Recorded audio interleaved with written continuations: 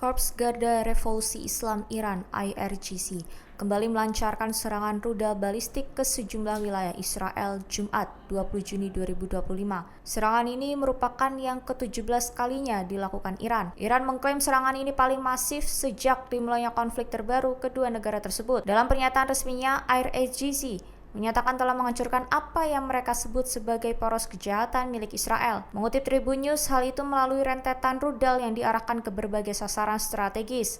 Ledakan besar terdengar di kota besar Israel yaitu Tel Aviv, Haifa, dan Be'er-Sheva. Serangan tersebut juga menyasar dua pangkalan udara penting yakni Nevatim dan Hatzerim yang menjadi pusat operasi udara militer Israel. IRGC menambahkan bahwa operasi ini dilakukan untuk menghantam fasilitas militer. Selain itu juga industri pertahanan, pusat komando dan kontrol, serta perusahaan yang mendukung logistik militer Israel. Menurut IRGC, seluruh target tersebut merupakan bagian dari struktur kekuatan yang selama ini menindas rakyat di Gaza. Adapun rakyat Lebanon dan Yaman, khususnya sejak dimulainya operasi penyerbuan Al-Aqsa pada Oktober 2023. Pernyataan militer Iran menyebut bahwa hasil serangan kali ini mencerminkan peningkatan kekuatan ofensif rudal balistik mereka. Pemerintah Iran mengklaim serangan rudal tersebut mengenai sasaran secara tepat dan menunjukkan peningkatan kemampuan teknologi rudal mereka.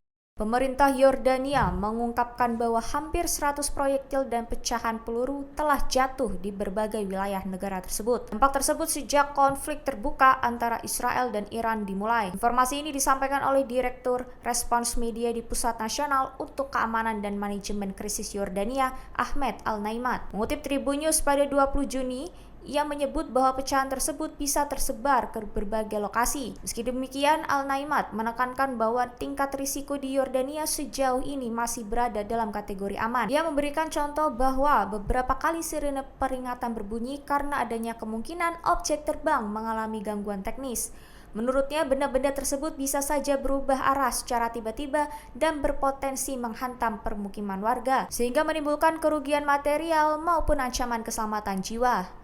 Ia juga menegaskan bahwa Yordania tidak terlibat langsung dalam konflik militer regional tersebut. Ia mengatakan bahwa pemerintah berkomitmen untuk menjaga jarak dari ketegangan yang terjadi. Negara tersebut juga mengupayakan agar negara tidak menjadi korban secara langsung. Lebih lanjut, ia memuji kesadaran dan disiplin masyarakat yang dinilai tinggi dalam mengikuti arahan dari otoritas resmi. Iran kembali meluncurkan serangan balistik ke wilayah Israel pada Jumat 20 Juni 2025 sore waktu setempat. Dengan sejumlah rudal dilaporkan menghantam kota Haifa, wilayah utara Israel yang merupakan kota terbesar kedua di negara tersebut. Serangan ini menyebabkan ledakan besar yang terdengar hingga ke berbagai penjuru kota.